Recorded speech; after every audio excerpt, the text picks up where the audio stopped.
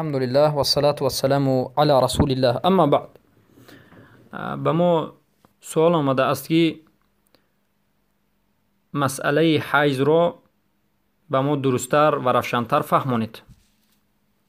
اگر از 3 روز زیاد حیض بیند، حکم حیض 10 روز را میگیرد، یعنی آیا همچنین است؟ اگر 4 یا 5 روز زن حیض بیند، 10 روز نماز روزه و طواف انجام داده نمیتواند و آیا همچنین است؟ این یک سوال است. البته این چنین نیست. بارک الله فیکم. ما به شما قول راجح رو در مسئله حیض میگیم که البته حیض این یک امر الله رب العزت و الجلال و حکمت الله رب العزت و الجلال بود که زنها را همچنین خلق کرد، چخیلی که در حدیث صحیح متفق علیه آمده است که وقتی که عایشه رضی الله عنها حیض میبینند در حالت حج و گریه میکنند، رسول اکرم صلی الله علیه و سلم میگویند که این در دست نیست و این یک حکمت الله است که به زنها آفرده است. این امر الله است. هیچ کسی به اختیار خودش حیض را قبول نکرده است، بلکه الله زنها را همچنین خلق کرده است. و البته در حدیث متفق علیه دیگر آمده است که از حضرت عایشه رضی الله عنها روایت شده است، میگویند که ما در زمان رسول اکرم صلی الله علیه و سلم وقتی که حیض میدیدیم، یعنی امرنا بقضاء الصوم ولا بقضاء الصلاة، ما امر کرده شدیم از جانب رسول الله که روزه رو قضاگیش رو داریم اما نماز رو قضاگیش رو نمیخونیم. وقتی که یک کسی سوال داد که چرا، حضرت عایشه گفتن احروریتون انتی، آیا تو حروری هستی؟ یک نمودی، یعنی یکی از فرقه های خوارج. یعنی وقتی که شریعت آمد و گفت که زن وقتی که حیض میبینند نماز و روزه نمیدارند، اما وقتی که از حیض پاک شد روزه رو قضا میدارد اما نماز رو قضا نمیدارد، در این حالت من و شما نمیتونیم بگیم که چرا، برای اینکه الله همچنین خواسته است و این حکمت الله است. چخیلی که عایشه رضی الله عنها همچنین جواب دادند: کنا نؤمر بقضاء الصوم ولا نؤمر بقضاء الصلاة. و الله رب العزت و الجلال هم در قرآن عظیم الشان ذکر نموده است که در وقت حیض بودن زن هم بستری شدن مرد با زنش حرام است.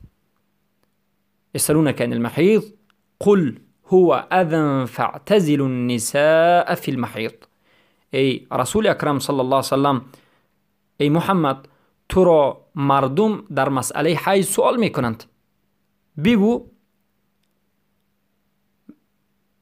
که حیض این یک اذیت برای زن هاست. یعنی زن در حالت حیض دیدنش البته الم میبیند، درد میبیند، رنج میکشد و در همین حالت فاعتزلوا النساء، از زنها دور باشید.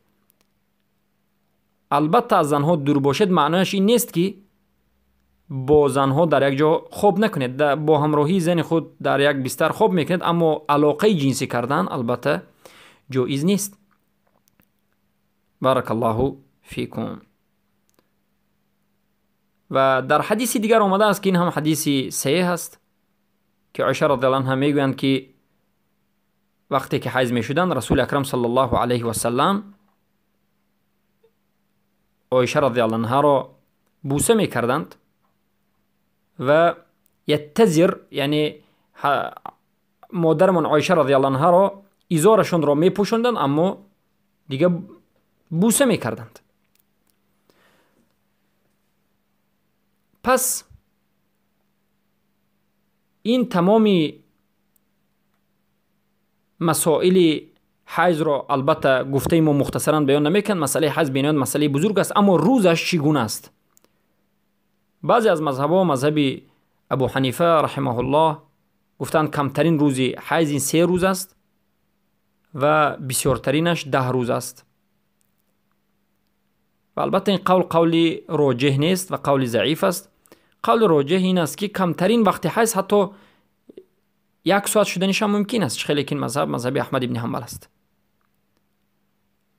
و البته بسیارترینش بعضی از علما 15 روز گفتن، لیکن بعضی از علما 10 روز میگن. یعنی بعد از 10 روز زن باز خون آمدن بگیرد، از زن یک خون آمدن بگیرد بعد از 10 روز، این رو حیض حساب نمیکنیم، این رو محیض حساب میکنیم. یعنی این رو یک درد حساب میکنند و در هر یک نماز طهارت میکند و نمازش رو میخواند گرچه که خون بیاید.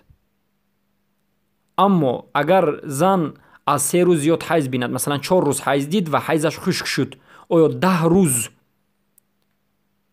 مثل حیضدار روزه و نماز نمیخواند؟ البته اینچنین نیست. قول راجح همین است که وقتی که حیض زن خشک شد و زن میفهمد که چگونه خشک میشود، میبیند گرد و اطراف خودش رو و وقتی که با آب پاک کرد، وقتی که نظر کرد که در حقیقت حیضش خشک شده است، تمام است، فرق ندارد 2 روز باشد یا که 1 روز باشد یا که 3 یا 4 روز باشد، 5 روز باشد، فرق ندارد. از همون روز، از همون وقت غسل میگیرد، فرضیات غسل را به جا می آورد، یعنی به دهانش آب میگیرد، به بینیش آب میگیرد، تمامی بدنش را میشوید و پاک میشود و نماز را میخواند.